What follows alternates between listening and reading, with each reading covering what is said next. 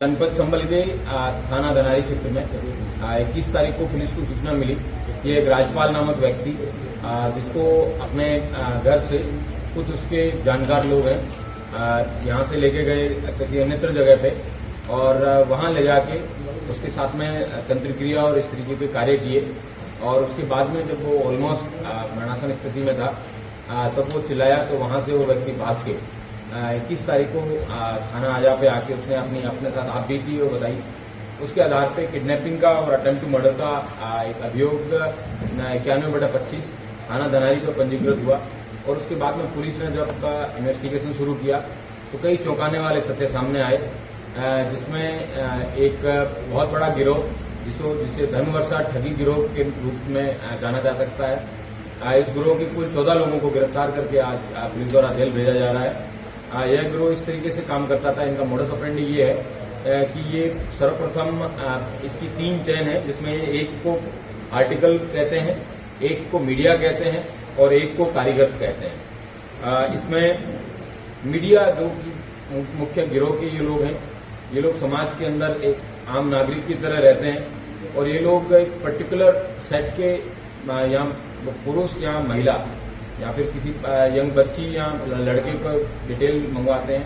जिसके अंदर उसकी नाम, उम्र और इस तरीके की सारी डिटेल ये तक की पीरियड्स तक की डिटेल मांगते हैं और उसके बाद में ये बताते हैं कि अगर ये स्पेसिफिक डिटेल अगर ये मैच खाती है और गुरु ने डिटेल मांगी है और अगर ये आर्टिकल में लड़की भी हो सकती है, आर्टिकल के अंदर ये लोग 2 मुआ सांप को भी यूज करते हैं, उल्लू को भी यूज करते हैं, 20 नाखून वाला कछुआ भी यूज करते हैं और टीटी जो है वो लड़की का खोदने में, अगर इनमें से कोई भी आर्टिकल जो बताई गई स्पेसिफिकेशन के हिसाब से मिलेगा तो गुरुजी उसके ऊपर फिर तंत्र याचना करते हैं और उसके बाद में धन वर्षा होती है जिसमें ये 5 करोड़ से 35 करोड़ रुपए तक की धन वर्षा का लालच देते हैं। इस इतने बड़े लालच की वजह से कई अंधविश्वासी पिता अपनी बेटियों को भी इनके पास भेज देते हैं या फिर कई महिलाएं जो अपनी स्वेच्छा से इनके लालच में आके स्वयं को ऑफर करती हैं। इस गिरोह के द्वारा जो बाद में गुरु हैं जिनको कारीगर कहते हैं, ये लोग एडवर्टाइजमेंट के वीडियोज भी बना के डालते हैं जिसमें कमरे में पैसों से भरा हुआ पूरा कमरा इस टाइप का दिखता है और वो धन वर्षा की वीडियोज बताते हैं। उससे लोगों को वो वीडियो दिखाने के बाद में महिलाएं या फिर अन्य लोग इस लालच में आ जाते हैं और यहाँ तक कि जिन लोगों का शोषण होता है वो लोग भी स्वयं इसमें पार्टिसिपेट करने के लिए पैसे भी देते हैं तो अपना आर्थिक शोषण भी होता है उनका और शारीरिक शोषण भी होता है। और इस तरीके से ये शारीरिक शोषण करने वाले और ठगी का जो गिरोह है जिसमें मीडिया जिसको गिरोह के सदस्य उनको कहा जाता है, आर्टिकल पक्ष जो सोर्स है जिनके ऊपर ये की जाती है पूजा वगैरह और जो बाबा लोग हैं, तो इस तरीके से कुल 3 तांत्रिकों को गिरफ्तार किया गया है जो कि इस तरीके की आश्रम टाइप का दिखा के माहौल बना के वीडियो एडवर्टाइज करके लोगों को लुभाते थे। उनको गिरफ्तार किया गया। इनके द्वारा ये बताया गया कि इनके द्वारा शुद्ध रूप से ये ठगी की जाती थी और लोगों को पागल बनाने और स्वयं के शारीरिक शोषण करने का लाभ पाने के लिए इनके द्वारा एक कृत्य किया जाता था। और इस तरीके से ग्रुप में कुल 14 लोग गिरफ्तार करके जेल भेजे गए हैं। इन लोगों में ये एटा के रहने वाले हैं, इनमें कई लोग आगरा के रहने वाले हैं, कई लोग फिरोजाबाद के रहने वाले हैं। यहाँ तक कि इसमें कई पढ़े लिखे लोग जो कि रेलवे में स्टेशन मास्टर तक के पद पर आसीन हैं। इसमें इनके पास से कई इंक्रिमिनेटिंग वीडियोज जिसमें पोर्नोग्राफिक मटेरियल भी है। इसके अलावा वाइल्ड लाइफ के कई सारे ऐसे उल्लू हुए या फिर जो एंडेंजर्ड या फिर ऐसी वल्नरेबल स्पीसीज है जिसमें कछुए वगैरह हैं, उन सबके भी फोटोज और इनके पास फिजिकली भी वो चीजें मिली है। पुलिस ने इसमें वन विभाग के भी जो रिलेवेंट सेक्शन है वाइल्ड लाइफ के उनमें भी अभियोग पंजीकृत किया जाएगा और इस पूरी गिरोह का पर्दाफाश करने वाली हमारी एडिशनल एसपी अनुकृति और सीओ प्रदीप और थाना धनारी की लीडरशिप टीम को भी 25,000 रुपए का इनाम भी मेरे द्वारा दिया जाएगा। सर, इसमें 2 सवाल है। तो गैंग कब से ऑपरेट हो रहा था, कितने नंबर से और कितने अब तक सामने आए लड़के लड़कियां जिनसे ये सेक्सुअल असॉल्ट करते हैं? और ये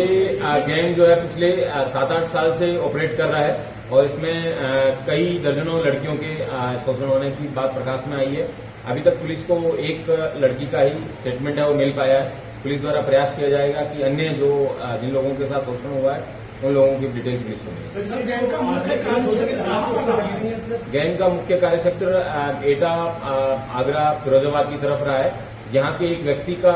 को उठा लिया गया था। उस व्यक्ति द्वारा पुलिस को सूचना दी, उसके बाद में पुलिस ने इसके अंदर पता लगा। आश्रम इन्होंने बताया जो आपने बोला, वो आश्रम कहाँ पे सेटअप किया? ये आगरा में ही अपने ही आवास में विभिन्न प्रकार के मतलब डाक कमरे के अंदर थोड़ी सी लाइट जला के वहाँ नोट्स वगैरह दिखा के इस तरीके का कार्य करते हैं। कोई मिला के अभी तक 7 से 8 सालों में जो अभी इन्फॉर्मेशन इनिशियल स्टेज पे होगी, कितनी लड़कियां हैं जिनको इन्होंने एक्सप्लॉइट किया लगभग, या फिर उसमें माइनर भी हैं जिनको इन्होंने एक्सप्लॉइट किया?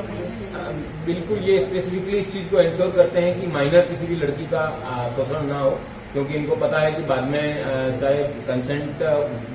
क्योंकि माइनर की कोई कंसेंट नहीं होती है। और इस केस के अंदर वो लड़की पहले से अपना स्वयं का सारी डिटेल वो प्रदर्शित करती है, उसकी सारी डिटेल मंगवाते हैं वो, उसकी हाइट, उसकी एज, उसका वेट और अन्य तमाम डिटेल्स, मोल्स वगैरह की सारी डिटेल मंगवाने के बाद में जब उसकी कंसेंट होती है, उसे सारे फॉर्म्स भरवाते हैं, उसके बाद में उस तरीके से उसको एज प्रलोभन में दिया जाता है। अप्रोक्सीमेटली नंबर है कि अभी तक कोई अप्रोक्सीमेट नंबर दे पाना मुश्किल होगा, लेकिन उन्होंने कई दर्जनों बच्चियों या महिलाओं जो है उनके साथ। सर एक चीज और, आपने कहा मोबाइल से वीडियोस वगैरह भी या कुछ और चीज, तो ऐसे कोई वीडियोस मिले जो उन्होंने बनाए उस वजह से कि मान लीजिए जब कोई धनवर्षा नहीं हुई तो लोग इनके पास आए शिकायत करें तो ब्लैकमेल किया जा सकता है? बिल्कुल इनके पास से ऐसे वीडियो बनवाए जाएंगे ताकि जन जागरण में ये जागृति हो कि इस तरीके के जो ठग है समाज में व्याप्त हैं, ये यंग बच्चियों के साथ में या बच्चों के साथ में उनका शोषण भी करते हैं, धन का भी शोषण करते हैं। और लोगों को भी इस प्रकार का मैसेज आना जरूरी है कि ऐसे अंधविश्वासी, लालची और ठगी लोगों के धन वर्षा के गिरोह के अंदर